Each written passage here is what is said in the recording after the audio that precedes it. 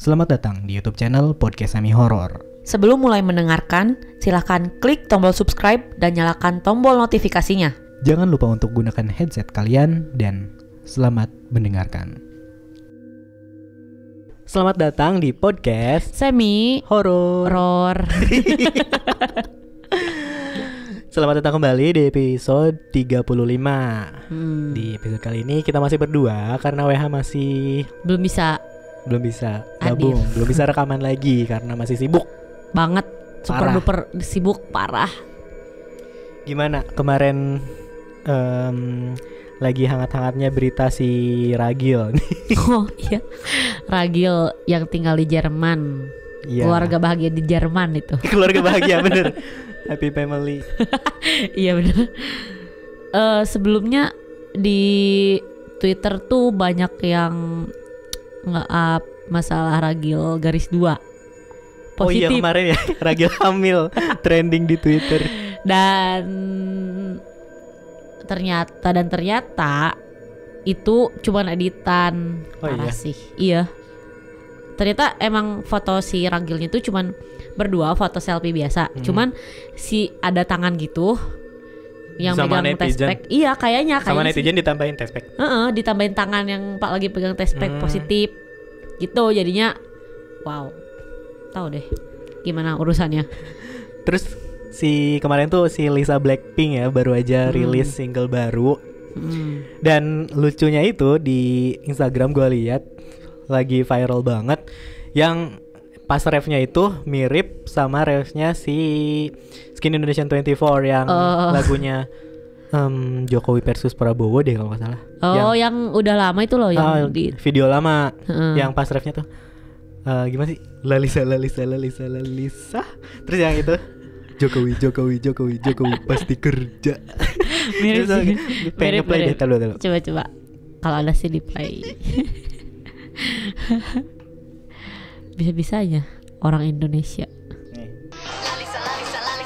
Lalisa. Jokowi pasti kerja. Mirip. Gila itu 2 hari 11 juta kalau nggak salah. Yang mana tuh? Views. Si Lalisa apa si? Lalisa Oh, views di YouTube-nya. mantap. Tolong AC Oh, gerah ya. Iya kan sudah saya bilang. Bentar ya. Lalisa. Ini maaf ya kalau di audio kedengar suara pasti kerja. suara apa ini namanya kipas angin. Nah, sudah sampai kita di episode 34. 35. Ya langsung aja. Langsung aja ya. Pesugihan menikah dengan jin. Berdasarkan cerita nyata. Paman adalah adik dari ibu. Dulu ia hidup dan tinggal di sebuah desa yang berlokasi di Kabupaten Bandung. Di umurnya yang masih muda, ia menikah dengan seorang kembang desa. Namun, setelah beberapa tahun pernikahan, belum dikaruniai momongan. Hal itu menyebabkan adanya konflik antara paman dan istrinya. Konflik berkepanjangan yang menyebabkan paman ditinggalkan begitu saja oleh istrinya. Entah pergi kemana, yang ia pergi tanpa memberikan kabar sedikit pun. Itu membuat hati paman sangat sakit dan memutuskan untuk tidak menikah lagi. Beberapa bulan setelahnya, paman pergi meninggalkan desa. Ia memutuskan mencari pekerjaan di luar Bandung untuk merubah kehidupannya dan untuk melupakan mantan istrinya. Aku mendapatkan kabar dari ibu kalau paman bekerja di Jakarta. Mendengar hal itu, aku menemuinya untuk bersilaturahmi dan ngobrol di sela-sela waktu senggang. Saat itu, aku melihat keadaan paman yang sehat, bugar, dan ia menceritakan mengenai keberhasilannya di dunia kerja. Paman menjadi salah satu petinggi di sebuah perusahaan besar di Jakarta hanya dalam waktu kurang dari 1 tahun. Ia menceritakan perjuangannya selama itu. Aku sempat terkejut dan tidak mempercayai, tapi fakta berkata lain. Sebelumnya, aku ketemu sama paman di salah satu kafe yang berlokasi di Senopati, Jakarta Selatan. Kami mengobrol-ngobrol cukup lama, karena sudah lama tidak berjumpa. Setelah meninggalkan desa dan hijrah ke Jakarta, kehidupan paman berubah drastis. Ia menceritakan tentang perjuangannya yang kurang dari 1 tahun bisa menduduki posisi penting di salah satu perusahaan besar. Dari obrolan kami tidak tampak ada yang aneh sama dirinya. Setiap kali aku tanya apa rahasianya, ia sama sekali tidak menjawab secara detail, hanya menonjolkan kemampuannya. Tapi apakah mungkin dalam 1 tahun kurang bisa menduduki posisi penting? Dengan pengalaman yang minim dan kemampuannya yang menurutku pasti belum bisa. Kehidupan paman benar-benar berbeda saat menemuiku di kafe. Ia baru saja membeli mobil buatan Jerman dengan harga yang fantastis. Sedikit terlihat menyombongkan dirinya, tapi sah-sah saja menurutku. Selain itu, paman juga memberitahukan kabar gembira padaku. Ia akan menikah kembali 2 bulan kemudian dengan salah satu gadis yang berasal dari kota Indramayu. Menurutnya mereka pertama kali bertemu di salah satu pusat perbelanjaan yang dekat dengan GBK atau Gelora Bung Karno. Mendengar kabar tersebut, aku sangat senang. Akhirnya paman bisa kembali membuka hatinya untuk orang lain dan memulai lembaran baru. Aku lantas memberitahukan kabar baik ini di grup keluarga, dan keluarga besar merespon dengan sangat baik. Keluarga besar bahagia atas pernikahan paman yang akan berlangsung 2 bulan kemudian. Selang 1 minggu setelah aku bertemu dengan paman, ia kemudian memperkenalkan calon istrinya kepada keluarga besar. Saat itu tampak tidak ada yang aneh dengan diri paman. Aku pun tidak merasakan apa-apa. Hari yang ditunggu pun tiba. Pagi itu kami sekeluarga sudah siap menghadiri acara pernikahan paman di salah satu hotel yang berada di kawasan SCBD di Jakarta Selatan. Pernikahannya digelar sangat khidmat dan mewah. Keluarga kedua belah pihak begitu menikmati acara, hingga tak terasa acara akan segera berakhir. Aku bersama ibu izin pamit duluan karena sudah malam dan sudah capek. Di perjalanan pulang, aku teringat akan sosok wanita cantik di pesta paman. Ia berpenampilan tidak biasa, mengenakan pakaian adat Sunda berwarna hijau muda lengkap dengan selendangnya. Teringat karena ia tampil sangat beda di pesta. Nanti aku akan tanyakan ke paman 2 atau 3 hari setelah pernikahan paman. Aku menanyakan kepada paman wanita yang mengenakan pakaian adat Sunda yang ada di pestanya. Menurutnya ia tidak melihat sosok wanita tersebut. Terdengar aneh, tapi apa mungkin emang dia gak tahu? Waktu itu aku menanyakan tentang wanita cantik tersebut. Paman dengan kekehnya tidak sama sekali melihat atau ngerasa mengundangnya. Mungkin dia adalah salah satu tamu undangan istrinya paman, pikirku. Beberapa bulan setelah pernikahan, paman memberikan informasi kepada keluarga besar kalau istrinya saat itu tengah sakit,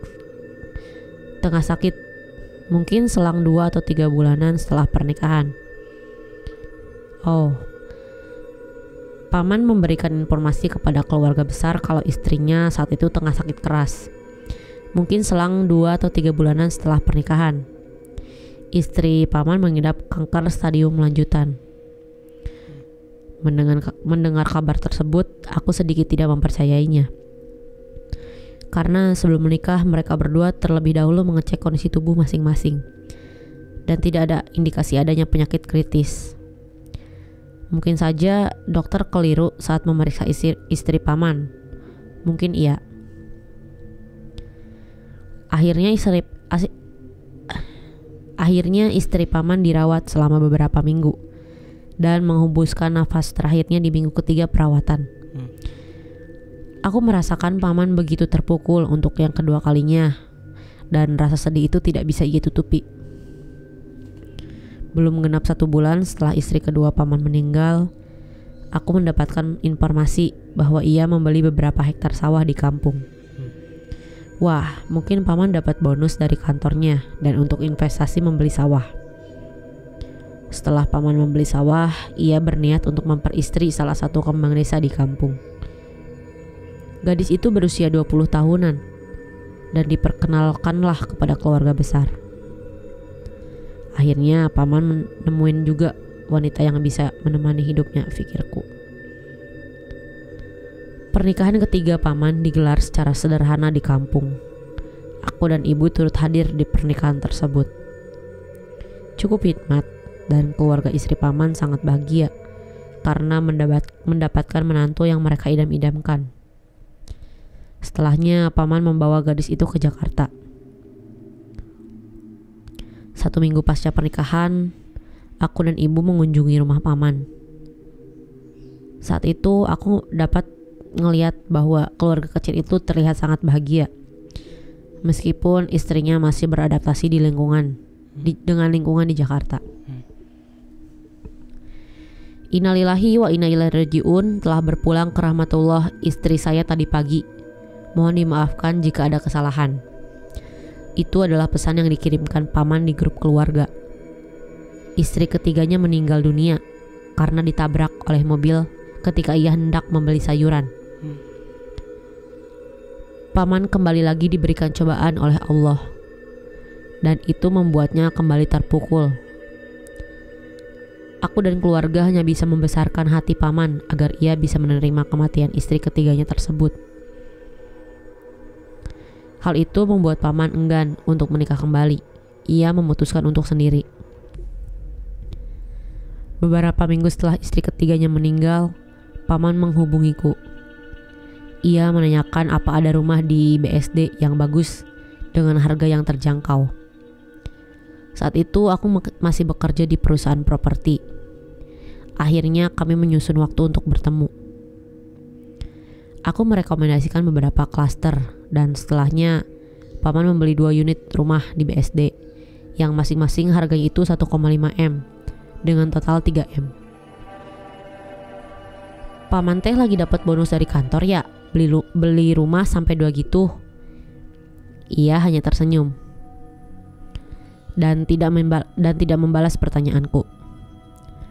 Paman kemudian memperkenalkan calon istrinya yang keempat. Aku rada kaget dengan keputusan paman yang akan menikah kembali. Karena setelah kematian istri ketiganya, ia memutuskan untuk tidak ingin menikah dalam waktu dekat. Mungkin paman sudah terlanjur jatuh cinta dengan wanita itu.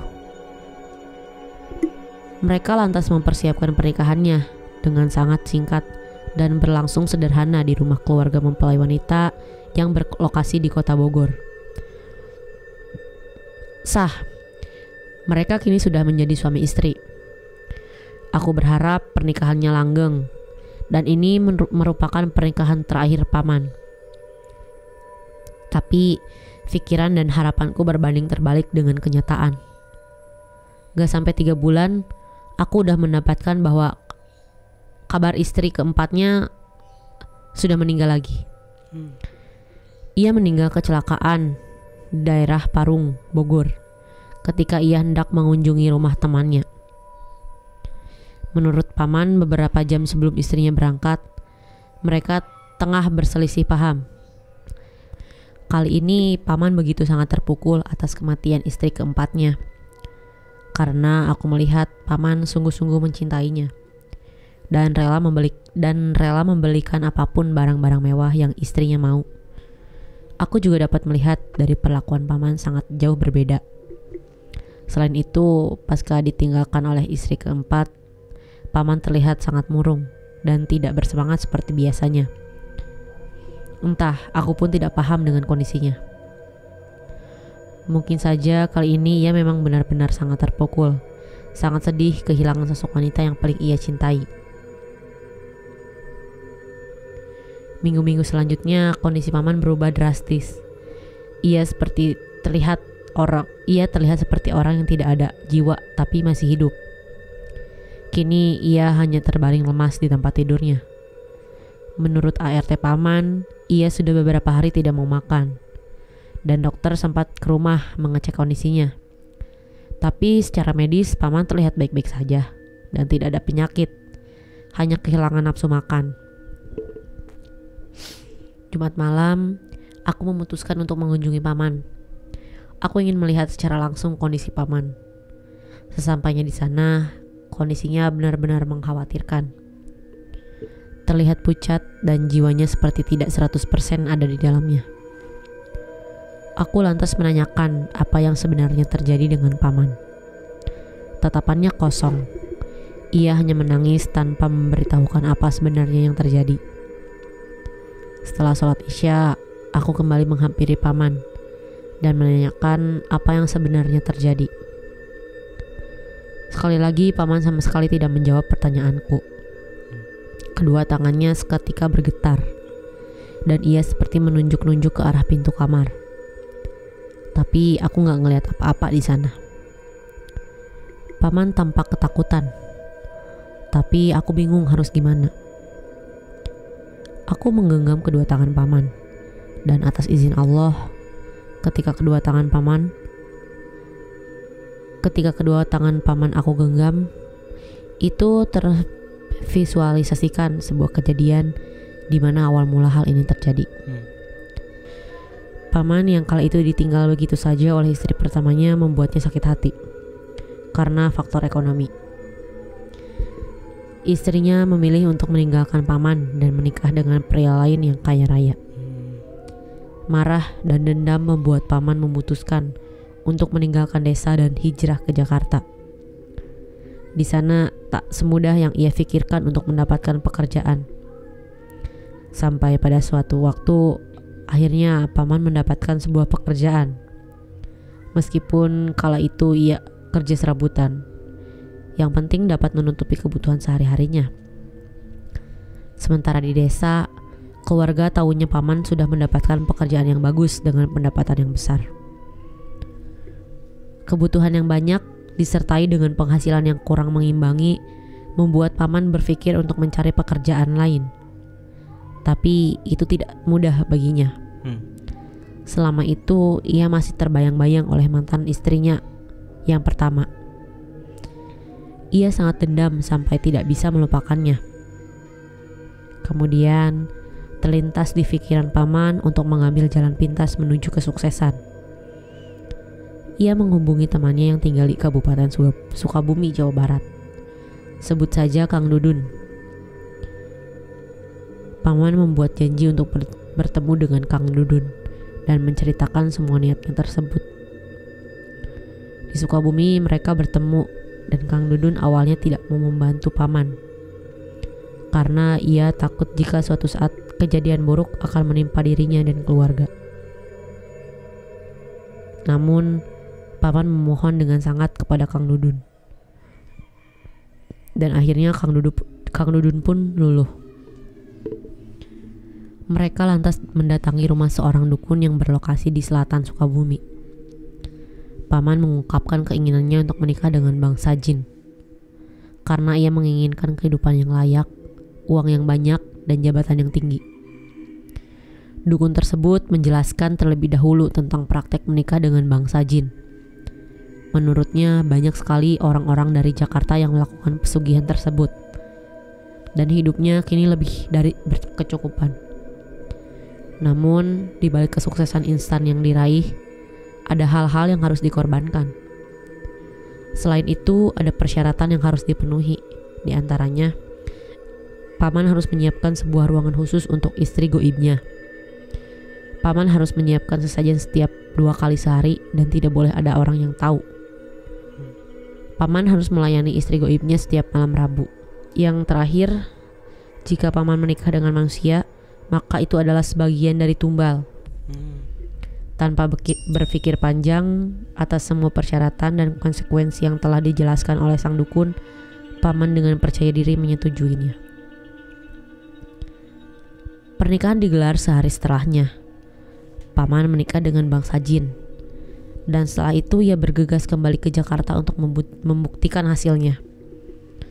Ia mulai menyiapkan kamar khusus beserta sesajennya. Dan benar saja, setiap malam Rabu istri goib paman mendatanginya dan mereka berhubungan intim. Ia mengungkapkan keinginannya untuk naik jabatan di perusahaan, dan tidak sampai 3 bulan keinginannya tersebut dikabulkan. Paman mulai menduduki posisi penting di perusahaan. Terdengar tidak masuk akal. Memang, semua yang berbau goib memang tidak masuk akal kan? Harta paman bertambah banyak seiring berjalannya waktu. Ia mulai membeli kendaraan pribadi dan rumah di Kemang, Jakarta Selatan. Tak lupa di rumah barunya itu ia menyiapkan kamar khusus dan sesajen. Sampai pada suatu waktu paman bertemu dengan istri keduanya, dan mereka melangsungkan pernikahan yang mewah dan megah. Namun tidak bertahan lama, beberapa bulan setelahnya istri kedua paman meninggal. Ia tahu bahwa itu akan terjadi. Saat itu paman memang sedih dan terpukul. Tapi dengan bertambahnya harta setelah kematian istri keduanya membuat paman ingin menikah kembali dengan istri ketiga. Dan pernikahan ketiganya berlangsung tidak lama. Meninggal juga, begitupun dengan istri keempatnya. Pasca meninggalnya istri kedua sampai dengan keempat, harta paman bertambah semakin banyak. Ia bahagia dengan kehidupannya kala itu. Namun istri keempatnya adalah istri yang paling ia cintai. Paman ingin mengakhiri perjanjiannya dengan istri goibnya dan memulai hidup baru dengan istri keempatnya. Tapi itu tidak semudah membalikan telapak tangan. Ketika kita sudah membuat perjanjian dengan bangsa jin untuk membatalkannya tidak mudah. Mungkin tidak bisa seperti yang sekarang dialami oleh paman. Paman sempat berselisih paham dengan istri keempatnya menjelang kecelakaan. Sebenarnya istri keempat paman itu memergoki paman tengah mengganti sesajen di rumahnya. Dan terbongkarlah semua apa yang telah dilakukan oleh paman. Mengetahui hal tersebut, istri keempat paman lantas pergi dari rumah.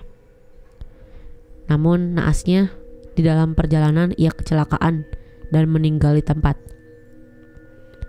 Itu membuat paman sangat terpukul.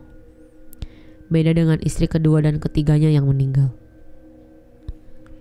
Semenjak itu, ketika istri goib paman datang, ia tidak mau melayani dan itu membuatnya sangat marah.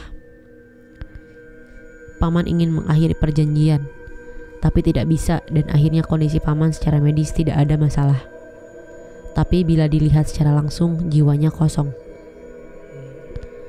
Sampai saat ini pun keadaan paman masih seperti itu. Dibilang hidup ya masih hidup, dibilang mati ya juga bisa. Aku tidak bisa berbuat apapun karena tidak punya keahlian di bidang mengandop pesugihan. Walaupun sebenarnya paman pernah diobati, tapi tidak ada hasil. Sekarang ia hanya bisa terbaring lemas di tempat tidurnya tanpa bisa melakukan apa-apa.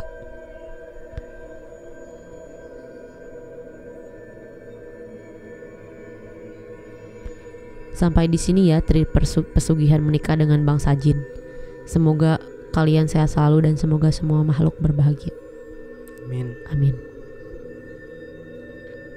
Nggak dijelasin ya sekarang kondisinya gimana. Cuma Tapi sampai situ doang. Iya, cuman kondisinya sampai saat ini masih kayak gitu. Oh iya ya. Mati enggak, hidup juga Dia enggak. juga baru ngirim ya ini, baru nge-tweet. 1 hari yang lalu. Iya kayaknya. Terus dia juga bilang, si penulisnya bilang nggak ada maksud buat ngebuka aib keluarga, cuma ingin berbagi cerita, mengedukasi teman-teman bahwa di zaman yang sudah modern seperti ini pesugihan menikah dengan jin itu masih ada dan bisa. Semoga kalian pendengar dan pembaca tidak pernah terpikirkan untuk menikah dengan bangsa jin ya. Gitu katanya. Dengan bangsa jin. Biar cepet kaya sih, intinya cuan-cuan juga ya. Iya. Nggak kebayang itu pas berhubungan istri goibnya kayak gimana. Nah, tapi bisa dia jadi jelasin ya? nggak jelasin. Tapi bisa jadi si istri goibnya itu menyerupai perempuan yang cantik, yang emang ada di hayalan si laki-laki, si orang itu bisa jadi. Tapi pahitnya kan nggak gitu. Iya. Emang sosok jin, sosok aslinya yang ditakutkan. Ngeri sih. Sampai-sampai pas dia istri keempatnya meninggal, kan dia udah nggak mau lagi berhubungan tuh. Pas ditemenin sama si ponakannya, dia ketakutan pas didatengin sama istrinya, istri goib. Iya.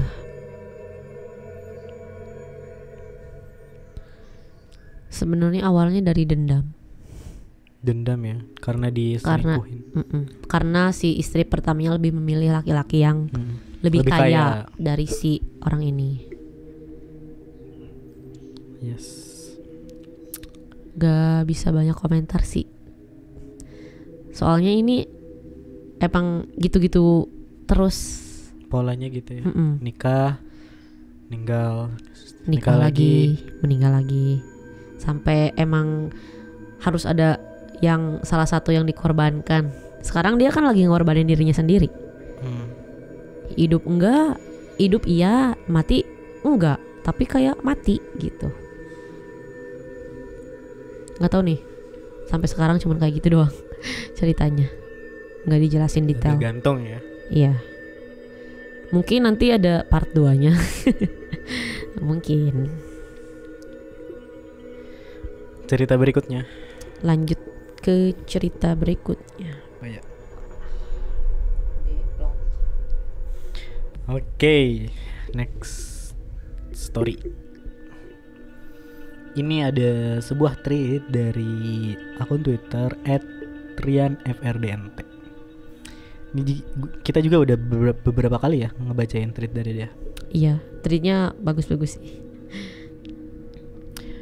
Selamat malam. Kali ini perkenalkan, namaku Mugi. Ini terjadi pada tahun 2019. Cerita ini bermula pada saat diriku mengirimkan sebuah pesan kepada kawanku yang memang hobi jalan-jalan. Pesan itu berbunyi, kalau mau kemana-mana ajak gue dong. Ya udah, kalau mau malam ini gue mau ke Bogor. Harus banget malam ini. Nah, dari malam itu aku dan kawanku melangsungkan perjalanan. Tapi sebelum kawanku hendak menjemput diriku di rumah, dia mengirimkan sebuah pesan yang berbunyi, sorry banget, gue agak telat, ban motor gue bocor. Hingga kemudian sampailah kawanku di rumahku. Kita panggil aja dengan nama Gary. Sorry ya agak malam berangkatnya, ucap Gary. Ayo mau gas sekarang? Tanyaku. Lah gas, ayo. Nah, gitu. Kaget gue. Saat baru saja kami memulai perjalanan, beberapa ratus meter, tiba-tiba ban motor Gary kembali bocor. Ini sungguh di luar dugaan. Hingga akhirnya kami pun harus sejenak menepi untuk menambal kebocoran tersebut. Setelah selesai menambal ban, kemudian setelah sejenak berbincang, akhirnya kami pun sepakat untuk melanjutkan perjalanan. Waktu itu menunjukkan pukul 23.30 atau setengah 12 malam. Kami mengambil rute perjalanan yang ditunjukkan oleh GPS. Hingga kemudian sampailah kami pada sebuah jalanan yang membawa kami menuju ke dalam hutan. Saat baru saja kami masuk ke dalam jalan yang terhubung ke dalam hutan tersebut, kami mencium aroma buah mangga yang begitu menyengat sekali. Lu nyium bau mangga gak? Iya, lo juga.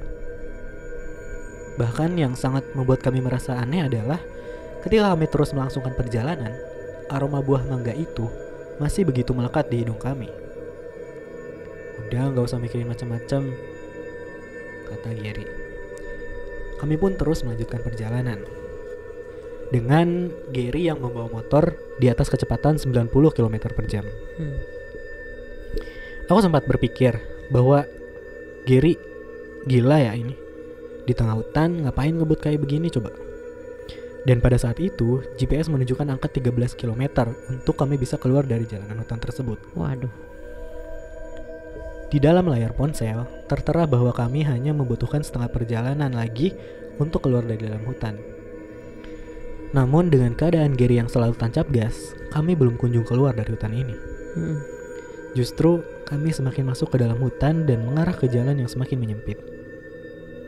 Tidak ada sama sekali kendaraan yang lewat di jalan itu. Hanya kami berdua aja. Pada saat itu waktu sudah menunjukkan pukul 2:30 pagi. Wah, lama ya. 13 km di dalam hutan adalah sebuah hal yang tidak bisa tergambarkan. Bagaimana jika bahwa kami dibawa ke dalam alam lain? Sial, pikiran negatif ini terus mengganggu. Hingga kemudian kami bertemu dengan sebuah tikungan yang begitu tajam. Dan pada saat itu Gary kehilangan kendali dan membuat kami terjatuh dari atas motor, terpental hingga menuju rerumputan. Saat kami jatuh dari motor, hal yang sangat membuat aku takut adalah ketika Gary memunculkan reaksi yang tidak bisa diterima oleh nalar. Dia tertawa begitu keras, hahaha. Aku sempat terpikir bahwa dia mungkin kesurupan, dan sial sekali jika hal itu benar terjadi. Dan aku ini nggak hanya sendiri. Aku di sini hanya sendiri, salah. Aku di sini hanya sendiri, dengan tidak tahu sama sekali apa yang mesti aku lakukan. Dan kemudian Gary berbicara kepadaku. Matiin dulu mesin motornya. Di sini aku sempat lega, dan dia nggak kesurupan. Tapi apa arti dari tawa dia barusan? Saat mesin motor dimatikan, suasana sekitar tidak sama sekali terlihat oleh pandangan. Nyalain flash HP lo, ucap Gary. Kemudian aku pun menyalakan senter yang ada di ponselku untuk menerangi jalan kami. Saat itu motor yang dikendarai kami terdapat sebuah masalah pada pegangan remnya. Posisi pegangan rem tersebut tidak bisa kembali dan membuat motor itu tidak bisa melaju. Gary berkata, "Gak apa-apa, nanti juga ada orang yang lewat. Kita tunggu aja." Tapi batinku berpikir, mana ada orang yang lewat hutan jam segini. Hingga kemudian ada sebuah truk yang melintas jalan tersebut. Namun dia hanya sekedar melintas, tidak menghiraukan kami sama sekali. Gary pun mencoba membenarkan motornya sendiri. Hingga pada akhirnya rem motor tersebut berfungsi dengan normal kembali. Kami pun melanjutkan perjalanan dengan waktu yang pada saat itu menunjukkan pukul 3 pagi. Singkat cerita, kami sampai di sebuah villa yang menjadi lokasi tujuan pada pukul 6 pagi. Benar-benar perjalanan yang begitu melelahkan, terutama bagi diriku yang memang jarang sekali melakukan perjalanan melewati hutan, dan itu pada malam hari. Di villa kami beristirahat sejenak, makan bersama dan sedikit berbincang santai. Saat itu, aku dan Gary berbincang dan kemudian aku pun berkata kepadanya, "Gimana kalau kita nanti pulangnya agak sorean aja?" "Oke, siap," jawab Gary. Tapi saat sore tiba dan ketika aku mengajak Gary untuk bergegas, ia berkata, "Bentar, gue belum mandi. Nanti habis maghrib aja kali ya." Karena aku di sini ikut dengan dia, aku nggak bisa berbuat apa-apa. Ya udah deh, aku ngikut kemauannya. Terus terang aja aku masih trauma dengan kejadian semalam. Untuk itu aku mengajak Gary agar tidak pulang kemalaman gitu, supaya nanti perjalanan di hutan gak gitu diselimuti oleh kegelapan. Tapi apa boleh buat, aku harus ikut apa mau Gary. Setelah selesai azan maghrib berkumandang, kita selesai sholat berjamaah, aku pun kembali mengajak Gary untuk pulang. Tapi Gary bilang, "Santai aja lah, nanti habis isya aja." Dan lagi-lagi aku harus mengikuti apa yang jadi maunya Gary. Hingga pada akhirnya kami pun pulang pada pukul 12:30 malam. Sial, apa yang sebenarnya ada di pikiran Gary ini? Kataku, batinku. Kami pun memulai perjalanan untuk pulang dengan aku yang selalu memperingatkan Gary untuk melajurkan motornya dengan pelan-pelan aja. Aku gak mau jika kejadian yang menimpa kami tadi malam terulang kembali. Gary membuat aku terkejut dengan hal yang ia dengar dari GPS yang berkata 13 km di jalan Marimati. Waduh, ngeri juga. Jantungku berdetak dengan begitu cepat pada detik itu.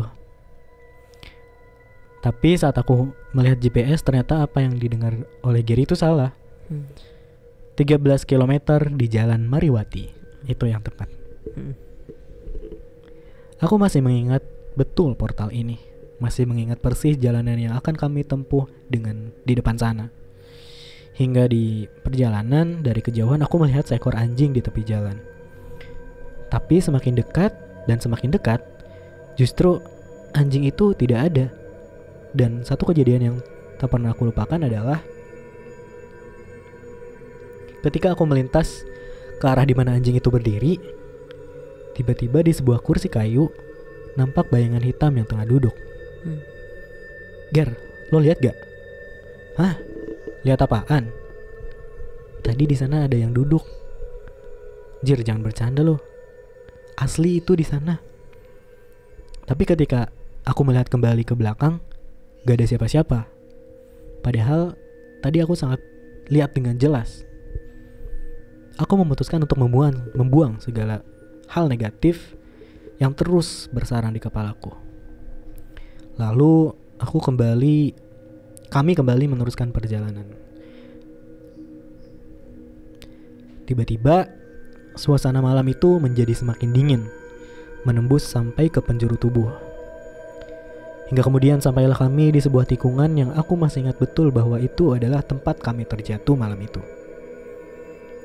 Saat motor dibelokkan, terlihat bahwa tempat kami terjatuh adalah menuju kepada sebuah jurang yang begitu dalam. Aku sempat tersentak, hingga kemudian mengucap rasa syukur karena masih hidup sampai detik ini.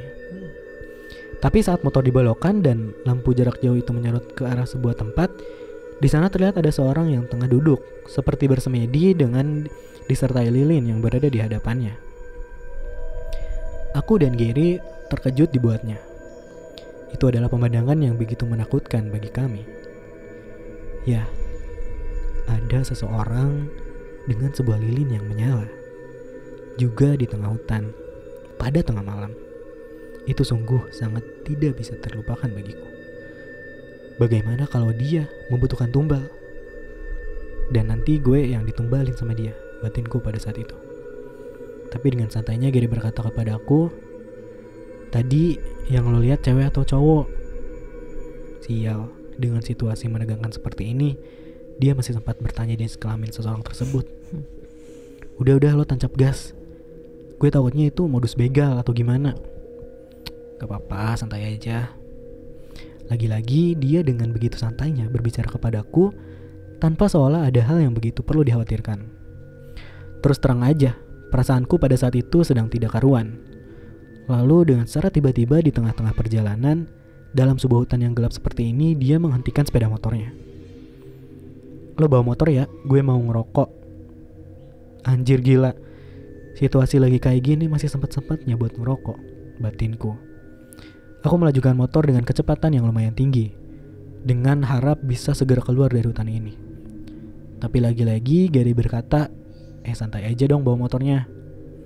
Dan sialnya, aku menuruti kemauan Gary yang tengah menghisap rokok dengan sikapnya yang santai. Singkat cerita, kami pun keluar dari jalan hutan tersebut. Dan pada saat itu Gary berkata, "Gue gak mau bikin situasi jadi semakin tegang, makanya gue nyikapin ini semua dengan santai." Dan Gary berkata kembali padaku, "Lo lihat yang tadi cewek atau cowok?" "Cowok." "Itu cewek bego." "Ger, ini tengah malam, mana mungkin ada cewek malam-malam bawa lilin ke tengah hutan." "Itu cewek, sumpah. Orang gue lihat dia pakai kerudung." Karena aku gak mau berdebat dengannya, kemudian aku pun mengiyakan apa kata Gary tersebut. Dan kembalilah kami ke tempat asal kami pada sekitar pukul 6 pagi.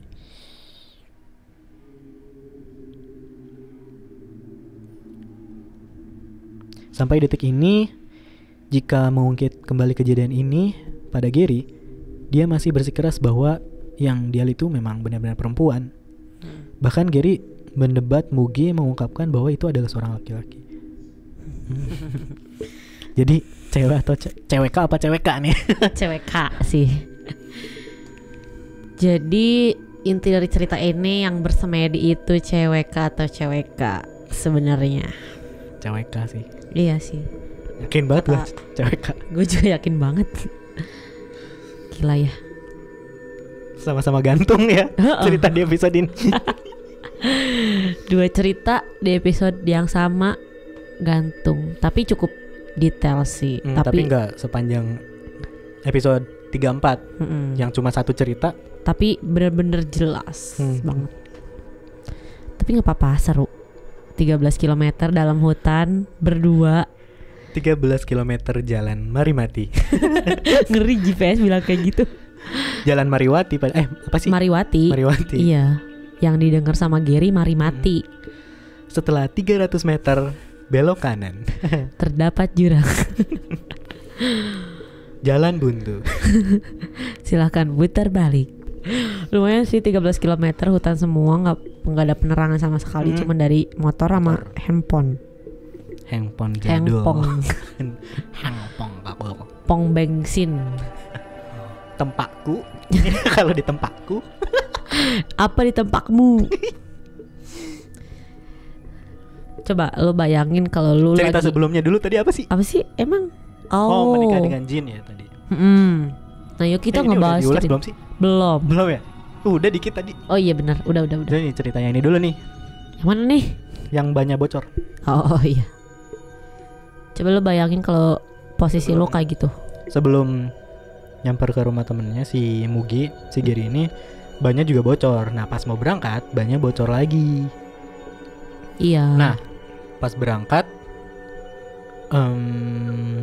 masuk ke hutan tuh 13 kilo. Mungkin pas berangkat si Gary juga takut ya, makanya dia ngebut. Tapi pas pulang dia agak mencoba menenangkan dirinya dengan menenangkan si Mugi juga buat santai juga. Iya. Itu doang sih yang mereka lihat, cuma bayangan terus ada anjing, terus ada yang bersemedi. Kursi goyang. Kursi goyang enggak, ada orang di kursi. Oh iya. Duduk. Bersemedi, yang dipertanyakan itu cewek apa cowok sampai detik ini. Pas jatuh kan nunggu orang lewat. Pas ada truk lewat dihiraukan. Tidak dihiraukan. Tapi kayaknya si truknya juga ngeri gak sih? Kayaknya si truknya juga takut kalau itu begal, kalau mereka itu begal atau mungkin apapun. Modus begal mungkin. Mereka ngiranya dia modus. Padahal kalau mereka minta bantuan, melambaikan tangan, ya nggak mungkin juga sih berarti. Tangan ke kamera. Nggak kuat. Jadi ada acara masih dunia lain.